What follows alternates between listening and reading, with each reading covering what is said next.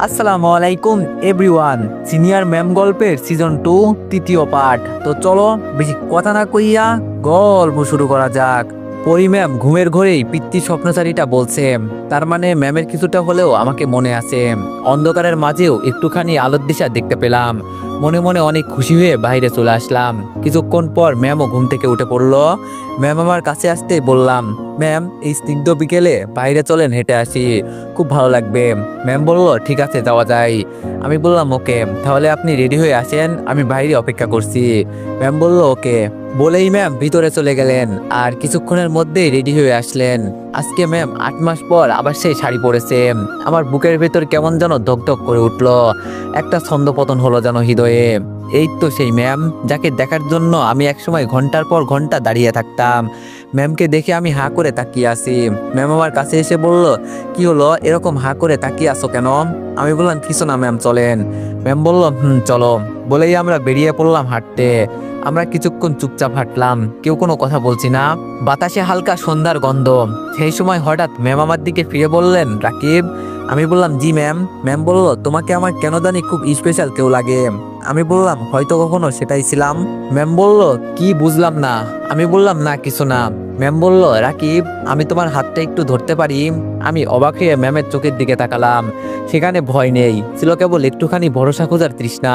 আমি বললাম অবশ্যই ধরতে পারেন ম্যাম, আমি সব সময় আপনার পাশে আছি। পরি ম্যাম আস্তে করে আমার হাতটা ধরলেন। হাতটা যেন ঠান্ডা, অথচ সেই স্পর্শে আমার শরীর কেঁপে উঠল। তবে আমি কোনো শব্দ করলাম না, শুধু অনুভব করলাম সময় যেন থমকে গেছে। কিছুক্ষণ এভাবে ম্যামের হাত ধরে হাঁটলাম। সন্ধ্যার বাতি আস্তে আস্তে জ্বলতে লাগলো। তাই আমি ম্যামকে নিয়ে একটু পরেই বাসায় চলে আসলাম। এসে ফ্রেশ হয়ে ম্যামের রুমে আসলাম। এসে দেখি ম্যাম তার নিজের রুমে নেই। আম্মুকে জিজ্ঞেস করতেই উনি বললেন ম্যাম ছাদে গেছে। তাই আমিও দেরি না করে ছাদে চলে আসলাম। ছাদে এসে দেখি ম্যাম নিজের ফোন নিয়ে কি যেন দেখছে। ম্যামের হাতে ফোন দেখে আমার মাথাতেও একটা বুদ্ধি আসলো। আমি আর ম্যামের কাছে গেলাম না, একটু দূর থেকেই আমার সেই পুরনো ফেক আইডি ছদ্মবেশী কবিতে লগ ইন করলাম। ইনবক্সে ঢুকে দেখি ম্যামের আইডি অ্যাক্টিভ দেখাচ্ছে। তার মানে ম্যাম এই আইডিতেই ঢুকে কি জানি দেখছে। তাই আমিও বুদ্ধি করে একটা এসএমএস দিলাম, তুমি যখন শাড়ি পরো বিকালটা হয় রঙিন, তোমার চুলে হাওয়া লেগে বাজে হৃদয় বেহাগিন, তোমার চোখে ভেসে চলে এক অসমাপ্ত গল্পরেখা, যেখানে আমি হারিয়ে যাই অথচ তুমি জানো না দেখা, তোমার ঠোঁটে যে হাসি খেলে আমার সকাল সেটাই থামে, তুমি বুঝবে না কিভাবে, তুমি বেঁধে ফেলো এক নামহীন ঘামে, তুমি যখন চুপচাপ থাকো হৃদয় করে পাইচারি, ভাবি যদি একদিন বলো এই তুমি আমায় নিয়ে ভাবো ভারী, হয়তো আমি স্বপ্নচারী তবুও জানো এই সত্যি, তোমায় ঘিরে লেখা হয় আমার প্রতিটা কবিতার খুঁটি, তুমি যদি কখনো ভাবো কে এই ছদ্মবেশী পাগল কবি, জানো সে দাঁড়িয়ে থাকে চুপটি করে তোমার পাশেই সব বুঝি। একটু পরেই দেখি ম্যাম সিন করলো। তারপর কিছুক্ষণ পরেই ওনার আইডির পাশে লেখা উঠলো, পরি ম্যাম ইজ টাইপিং। আমার বুকটা ধুকপুক করছে। একটু পর দেখি ম্যাম এসএমএস পাঠিয়েছে। এসএমএসটা এমন ছিল, মানে হচ্ছে সবচেয়ে বিশ্বস্ত বুকমেকার পিএইচডি এবং সিরিয়া এই অ্যাপের অফিসিয়াল পার্টনার। এই অ্যাপে আপনি cricket, football, tennis live match দেখে এবং তাদের ভবিষ্যৎবাণী করে সহজেই অর্থ উপার্জন করতে পারবেন। সেই সাথে বিএমডব্লিউ গাড়ি, আইফোন, ল্যাপটপ এবং আরো অনেক নগদ পুরস্কার জেতারও সুযোগ রয়েছে। এই অ্যাপটিতে আপনি ক্র্যাশ ক্রিস্টাল 21 ইত্যাদি গেম খেলে সহজেই আয় করতে পারবেন। আপনি বিকাশ, নগদ, রকেট, ব্যাংক, ক্রিপ্টো, পেপাল এবং অন্যান্য সহজ পদ্ধতির মাধ্যমে সহজেই আপনার জেতা টাকা তুলতে পারবেন। এখানে আপনি 24 ঘন্টা 7 দিন গ্রাহক সহায়তা পাবেন। তাই এখনই গুগলে অনেক সার্চ করে প্রথম ওয়েবসাইটে গিয়ে রেজিস্ট্রেশন করুন। আর হ্যাঁ, রেজিস্ট্রেশনের সময় আমার প্রোমো কোড VOTO7 ব্যবহার করে প্রথমবার ডিপোজিটে 20,000 টাকা পর্যন্ত পান। আপনার এসএমএসই দেখছিলাম, কে আপনি? আপনার সাথে আমি এত কথা বলেছি কেন? কিছুক্ষণ পর আমি ম্যামকে রিপ্লাই দিলাম, এসএমএস গুলো পড়েও কি কিছু বুঝতে পারছেন না ম্যাম? ম্যাম বলল, না আমার কিছুই মনে পড়তেছে না। আমি বললাম, আপনিই তো আমাকে পিতৃ স্বপ্নচারীটা বলে ডাকতেন, এগুলো সব কি করে ভুলে গেলেন ম্যাম? ম্যাম বলল, জানি না, আমার কিছুই মনে পড়ছে না, আমি আপনাকে কখনো দেখছি কিনা সেটাও মনে পড়ছে না। আমি বললাম, থাক এত চাপ নেওয়ার দরকার নেই ম্যাম, একদিন সব মনে পড়বে। বলেই আমি আইডি থেকে বের হয়ে আসলাম। তারপর ফোন রেখে ম্যামের কাছে চলে আসলাম। এসে দেখি ম্যাম উদাস মনে বসে আছে। আমি পাশে এসে বললাম, কি হয়েছে ম্যাম? ম্যাম আমার কথা শুনে চমকে উঠল। তারপর আমার দিকে তাকিয়ে বলল, আচ্ছা এই ছদ্মবেশী কবিটাকে, আমি তার সাথে এত কথা বলেছি কেন? আমি বললাম, আপনি কি শুনতে চান ম্যাম? ম্যাম বলল, শুনতে চাই সে কে? আমি বললাম, আপনার একজন ছাত্র ছিল সে, আপনি একজন শিক্ষিকা, আপনাকে সে অনেক ভালোবাসতো আর লুকিয়ে লুকিয়ে আপনাকে এসএমএস করতো। তার খোঁজ লাগানোর জন্য আপনি আবার আমাকে জানিয়েছিলেন। অবশেষে আপনিও তাকে অনেক ভালোবাসতেন, কিন্তু হঠাৎ আপনার একটা অ্যাক্সিডেন্ট হয় আর সবকিছু তছনছ হয়ে যায়।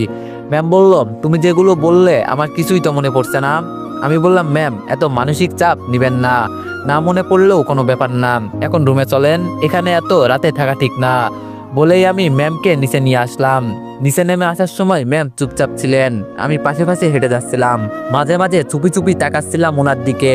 ওনার মুখে একটা অদ্ভুত নীরবতার ছায়া ফেলেছে, মনে হচ্ছিল উনি অনেক কিছু ভাবছেন কিন্তু নিজের সাথে যুদ্ধ করছেন। ঘরের দরজা খুলে ম্যাম ভিতরে ঢুকে বসলেন সোফায়। আমি একটু পানি এনে ওনার সামনে রাখলাম। আমি বললাম, পানি খান ম্যাম, মাথা ব্যথা করলে একটু বিশ্রাম নেন।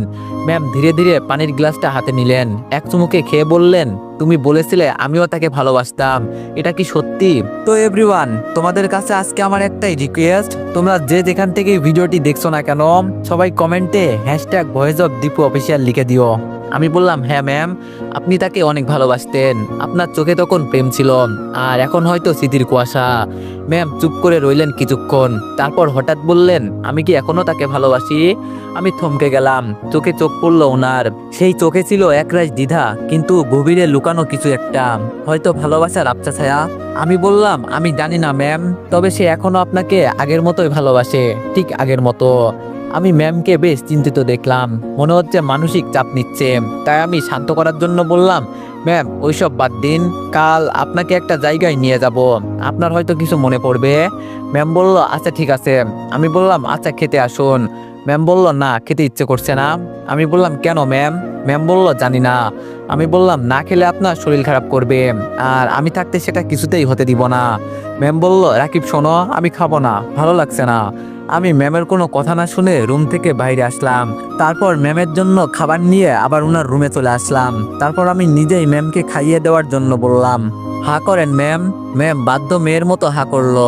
আমি ওনাকে খাইয়ে দিতে লাগলাম। খাওয়ার মাঝখানে হঠাৎ পরি ম্যাম বলে উঠলো, রাকিব। আমি বললাম, জি ম্যাম। ম্যাম বলল, তুমি আমার এত কেয়ার করো কেন?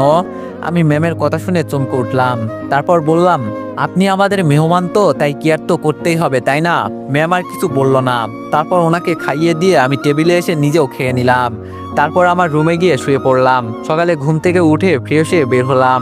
বারান্দায় গিয়ে দেখি ম্যাম চুপচাপ বসে আছেন, চোখে ক্লান্তি, মুখে এক ধরনের বিষণ্ণতা। আমি কাছে গিয়ে দাঁড়ালাম। আমি বললাম, ম্যাম আপনি ঠিক আছেন? ম্যাম বলল, হ্যাঁ ঠিক আছি, তোমাদের বাড়ির পরিবেশটা বেশ শান্ত, ভালো লাগছে। আমি বললাম, ভালো লাগছে শুনে যে ভালো লাগলো। ম্যাম বলল, কিন্তু একটা অদ্ভুত অনুভূতি হচ্ছে। আমি বললাম, কিরকম ম্যাম? ম্যাম বলল, জানি না। আমি বললাম, কালকে আপনাকে বলেছিলাম না এক জায়গায় নিয়ে যাব? ম্যাম বলল, বলেছিলে তো। আমি বললাম, তাহলে রেডি হয়ে নিন। ম্যাম বলল, এখনই? আমি বললাম, ম্যাম। ম্যাম বলল, ওকে। বলেই ম্যাম চলে গেল। আমিও আমার রুমে গিয়ে একটা পাঞ্জাবি পরে নিলাম। তারপর ম্যামের জন্য নিচে এসে অপেক্ষা করতে লাগলাম। হঠাৎ শুনতে পেলাম হালকা পায়ের শব্দ, ধীরে ধীরে সিঁড়ি বেয়ে নামছেন ম্যাম। আমি চোখ তুলে তাকাতেই মুহূর্তেই চোখ স্থির হয়ে গেল। শাড়ি পরে নামছেন উনি, হালকা বেগুনি রঙের সুতি শাড়ি, সাদা পাতলা ব্লাউজ, কানে ছোট ঝুমকা, খোলা চুল সামান্য এলোমেলো হয়ে কাঁধে পড়ে আছে, একেবারে যেন রং তুলির ছোঁয়ায় আঁকা কোনো মনের মানুষ। আমার চোখের সামনে সময় যেন থেমে গেল, মুখে কোনো কথা আসছে না, শুধু হা করে তাকিয়ে আছি। ম্যাম নিচে নেমে আমার সামনে এসে দাঁড়ালো। তারপর বললেন, এরকম হা করে তাকিয়ে আছো কেন? ম্যামের কথাই থমথম হয়ে বললাম, কই কিছু না তো ম্যাম। ম্যাম বলল, ওকে চলো, কোথায় নিয়ে যাবা? আমি বললাম, একটা কথা বলবো ম্যাম। ম্যাম বলল, অবশ্যই বলো। বলো কি বলবে? আমি বললাম, আপনাকে শাড়িতে অনেক সুন্দর লাগছে ম্যাম। ম্যাম মুচকে এসে আমাকে বলল, থ্যাংক ইউ, তোমাকেও পাঞ্জাবিতে অনেক সুন্দর লাগছে। আমি বললাম, চলেন এবার যাওয়া যাক। ম্যাম বলল, ওকে। বলেই আমরা বের হয়ে আসতে লাগলাম। তখন পিছন থেকে আম্মু ডাক দিয়ে বলল, কিরে ওকে নিয়ে কই যাস তুই? আমি বললাম, এক জায়গায় নিয়ে যাব আম্মু। আম্মু বলল, ঠিক আছে, ঘুরলে ভালো লাগবে, ওকে নিয়ে যা, কিন্তু তাড়াতাড়ি ফিরিস। আমি বললাম, ওকে আম্মু। বলেই আমরা বের হয়ে আসলাম। একটা রিক্সা ডাক দিলাম। ম্যাম আগে উঠলো, তারপর আমিও উঠলাম। আমি শুধু আর চোখে ম্যামের দিকে তাকিয়ে আছি, আর ম্যাম তা বুঝতে পেরে শুধু মুচকি মুচকি হাসতেছেন। একটু পর রিক্সা কলেজে এসে থামলো। আমি ম্যামকে বললাম, ম্যাম নামুন। ম্যাম বলল, এটা তুমি কোথায় নিয়ে এলে? আমি বললাম, আগে নামুনি তো। ম্যাম বললো ওকে, বলেই ম্যাম রিক্সা থেকে নামলো। তারপর আমি রিক্সা ভাড়া মিটিয়ে ম্যামকে নিয়ে কলেজের ভিতরে প্রবেশ করলাম। কলেজের টিচার সহ সব স্টুডেন্ট ম্যামের দিকে অবাক হয়ে তাকিয়ে আছে। ম্যাম ওনাদের তাকানো দেখে আমাকে জিজ্ঞেস করলেন, সবাই আমাকে এইভাবে দেখছে কেন? আমি বললাম, ম্যাম আপনার কি কিছুই মনে পড়ছে না? ম্যাম বলল, না তো, তবে মনে হচ্ছে জায়গাটা খুব চিনি, অনেকবার এসেছি। আমি বললাম, ম্যাম আপনি এই কলেজেরই টিচার ছিলেন। ওনারা এভাবে তাকানোর কারণ হলো আপনি 8 মাস ধরে নিখোঁজ ছিলেন। ওনারা ভেবে নিয়েছে আপনি হয়তো মারা গেছেন। ম্যাম বলল, কি? আমি বললাম, জি ম্যাম, তাই আপনার দিকে সবাই এভাবে তাকাচ্ছে। আর আপনার লাভ স্টোরি শুরু হয়েছিল এখান থেকে। একটু পর কয়েকজন টিচার আর স্টুডেন্ট এসে বলল, পরি ম্যাম আপনি কেমন আছেন? কই ছিলেন এতদিন? ম্যাম বলল, জি ভালো আছি, পরে কথা বলছি। বলেই ম্যাম আমার হাত ধরে একটু ফাঁকা জায়গায় নিয়ে আসলেন আর বললেন, ম্যাম বলল, এইসব কি সত্যি? আমি এখানে টিচার ছিলাম। আমি বললাম, ম্যাম আপনাকে মিথ্যা বলবো কেন, আসুন আপনাকে আরেক জায়গায় নিয়ে যাই। বলেই আমি ম্যামের হাত ধরে কলেজের লাইব্রেরিতে নিয়ে গেলাম। তারপর বললাম, ম্যাম এখানে আপনি আর সেই সদ্যকবি দেখা করেছিলেন, তার অস্তিত্বর অনুভব করেছেন, এইসব কি কিছুই মনে পড়ছে না? ম্যাম বলল, আমার কিছুই মনে পড়ছে না, আমার মাথা ব্যথা করছে, আমি আর চাপ নিতে পারছি না, প্লিজ এখান থেকে চলো। বলেই ম্যাম মাথায় হাত দিয়ে পড়ে যেতে লাগলো। আমি সাথে সাথে ম্যামকে ধরে ফেললাম আর বললাম, ম্যাম আপনার কি হয়েছে? ম্যাম আর কোনো কথা বলছে না, হয়তো সেন্সলেস হয়ে গেছে। তাই ম্যামকে কোলে করে নিয়ে কলেজের বাইরে চলে আসলাম। সাথে সাথে একটা রিক্সা ডাক দিলাম আর ম্যামকে হসপিটালে নিয়ে আসতে লাগলাম। কিন্তু হসপিটালে আসতে সেই দিনের সেই ছেলের সাথে দেখা হলো, যেই ছেলেকে ম্যাম কলেজের সবার সামনে থাপ্পড় মেরেছিল। ছেলেটি ম্যামের দিকে কেমন অবাক দৃষ্টিতে তাকিয়ে আছে, চোখ বড় বড় করে। আমার কেন জানি ছেলেটির তাকানো একটু সন্দেহজনক মনে হলো। এই ব্যাপারে পরে ভেবে দেখব, আগে ম্যামকে হাসপাতালে নিয়ে যাই। তাই তাড়াতাড়ি করে ম্যামকে হাসপাতালে নিয়ে আসলাম। তাড়াতাড়ি করে স্ট্রেচারে করে ম্যামকে ইমার্জেন্সিতে নেওয়া হলো। ডাক্তার দেখে কিছুক্ষণ পর বের হলো আর আমাকে বলল, ডাক্তার বলল, রোগীর সাথে কি আপনি এসেছেন? আমি বললাম, জি। ডাক্তার বলল, শুনুন, উনি অতিরিক্ত মানসিক চাপ নিচ্ছেন। অতিরিক্ত চাপ নেওয়ার কারণে অজ্ঞান হয়ে গিয়েছিল।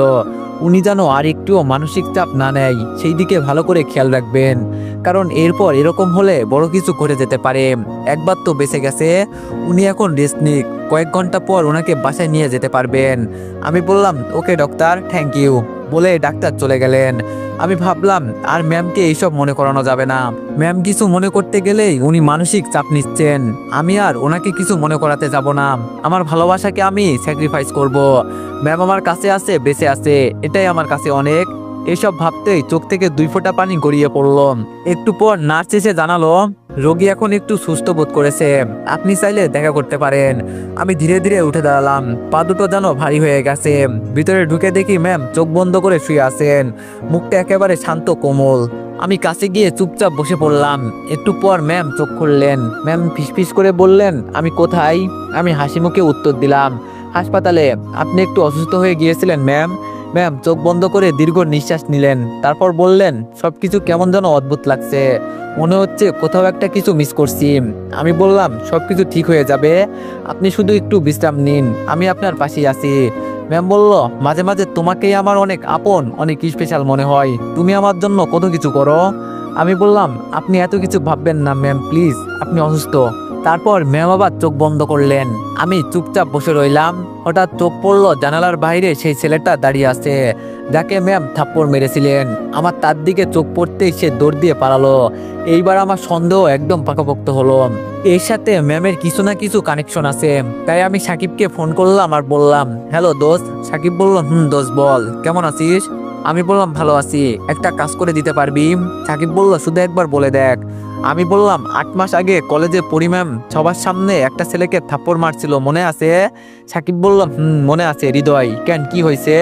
আমি বললাম, ওকে একটু ফলো কর, প্লাস ওর পিছনে লোক লাগা। আমার সন্দেহ হচ্ছে ওর সাথে ম্যামের কিছু না কিছু কানেকশন আছে, ওকে আমার ঘাপলা লাগছে। সাকিব বলল, ওকে তুই চিন্তা করিস না, আমি তোকে জানাবো। আমি বললাম, ওকে, আল্লাহ হাফেজ। বলেই ফোন কেটে দিলাম। 2 ঘন্টা পর ম্যামকে রিলিজ করে দেওয়া হলো। সেখান থেকে একটা রিক্সা নিলাম, নিয়ে সোজা বাসায় চলে আসলাম। আম্মু জিজ্ঞাসা করলো, এত দেরি হলো কেন? কিন্তু আমি ম্যামের অজ্ঞান হওয়ার ব্যাপারটা লুকালাম। ম্যাম ওনার রুমে চলে গেল আর আমি আমার রুমে আসলাম, এসে ফ্রেশ হয়ে নিলাম। এইদিকে সন্ধ্যাও হয়ে গেছে। আমি আমার রুমে বসে ছেলেটার কথা ভাবছি। হঠাৎ ম্যাম এসে আমার দরজায় নক করলেন। আমি কিছুটা চমকে উঠে বললাম, কে? দরজাটা একটু ফাঁক হয়ে গেল। দেখি ম্যাম দরজায় দাঁড়িয়ে আছে একেবারে নরম চেহারায়। ওনার চোখে একটা অদ্ভুত প্রশান্তি আর কণ্ঠটা যেন আবেগে গলে গেছে। উনি বলে উঠলেন, ভিতরে আসতে পারি? আমি অবাক হয়ে গেলাম। ম্যাম নিজেই আমার রুমে এসেছেন। আমি দ্রুত উঠে দাঁড়িয়ে বললাম, জি ম্যাম, প্লিজ আসুন। উনি ধীরে ধীরে ঘরের মধ্যে এলেন, তারপর আমার খাটে এসে বসে পড়লেন। আমিও কেমন চুপ হয়ে গেছি, ঠিক বুঝতে পারছি না ম্যাম কেন এসেছেন।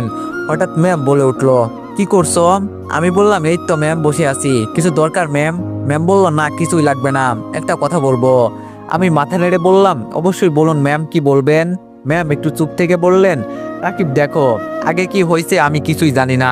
তুমি আমাকে কলেজে অনেক কিছুই বলেছিলে, ছদ্মকবির কথা, আমাদের দেখা হওয়ার জায়গা, কিন্তু আমি কিছুই মনে করতে পারছি না রাকিব। আমি কিছু বলতে যাব, এর আগেই উনি হাত তুলে থামিয়ে দিলেন আর বললেন, আমার কথা এখনো শেষ হয়নি, আগে পুরোটা বলতে দাও। তারপর উনি আবার বলতে লাগলেন, আমি ঠিক জানি না আগে কি ছিল বা আমি কাকে ভালোবাসতাম বা কি ঘটেছিল আমার আর ছদ্মবেশী কবির মধ্যে, কিন্তু রাকিব আমি এখন শুধু এটাই বুঝি যে তোমার পাশে থাকলে আমি নিরাপদ অনুভব করি। তুমি পাশে থাকলে আমার হৃদয়ের ভিতরটা কেমন নরম হয়ে যায়। তুমি আমার এত কেয়ার করো যা আমার কাছে তোমাকে খুব স্পেশাল করে তুলেছে।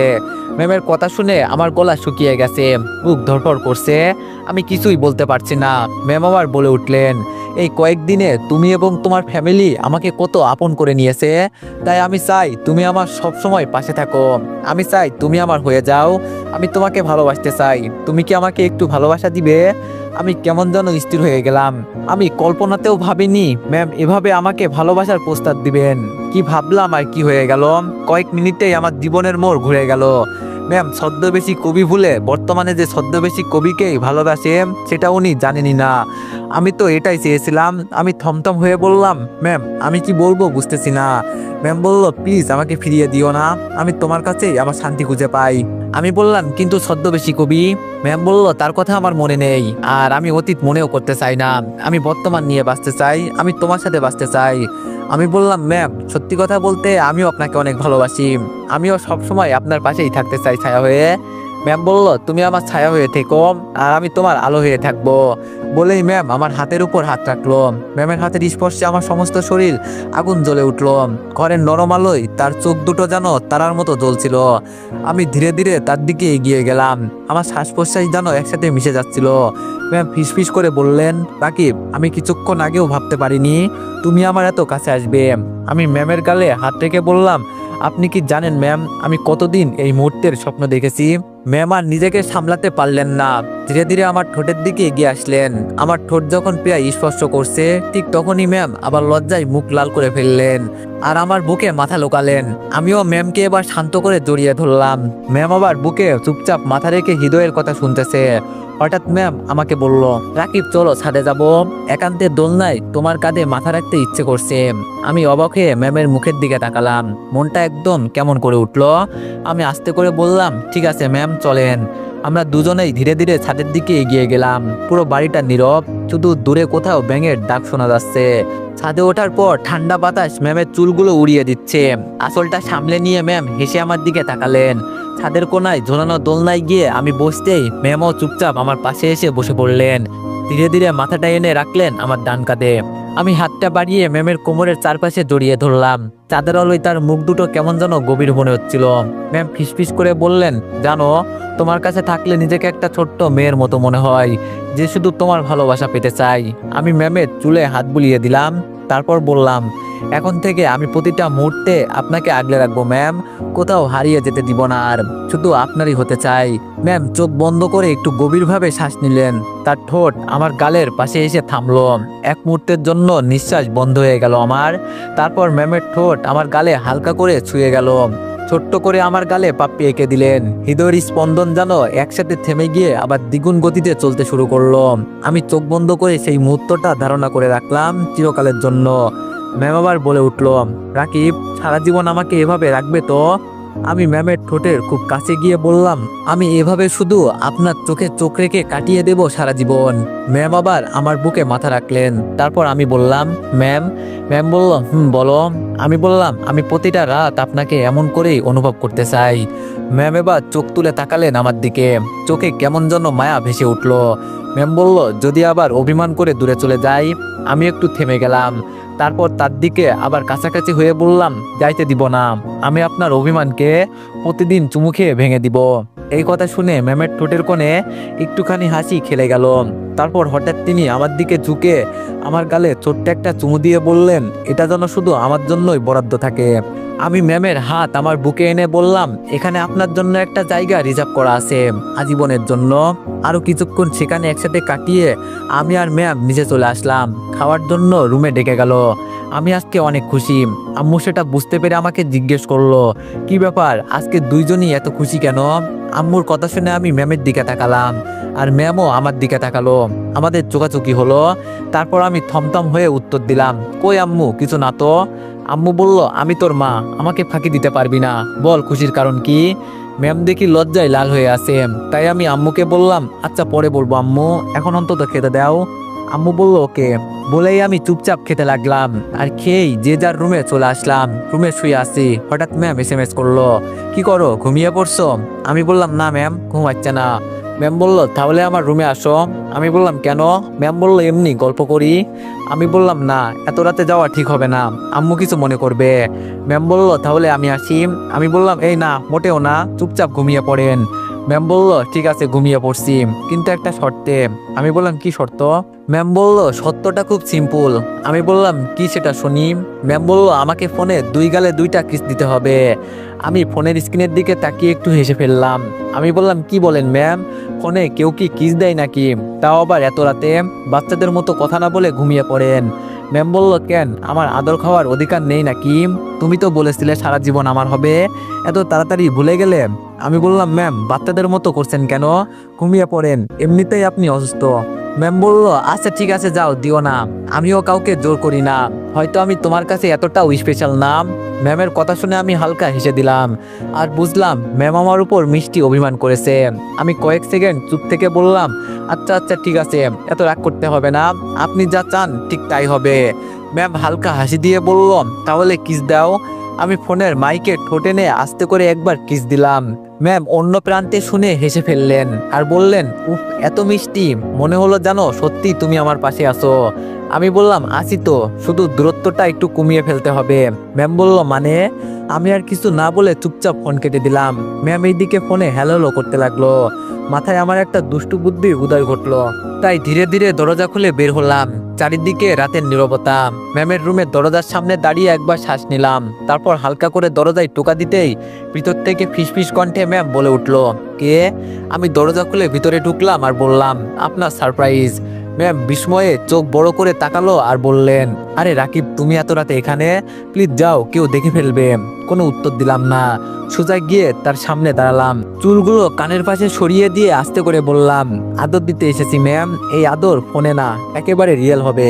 এই কথা বলেই ম্যামের দিকে ঝুঁকে তার ঠোঁটে হালকা কিন্তু গভীর এক কিস দিলাম।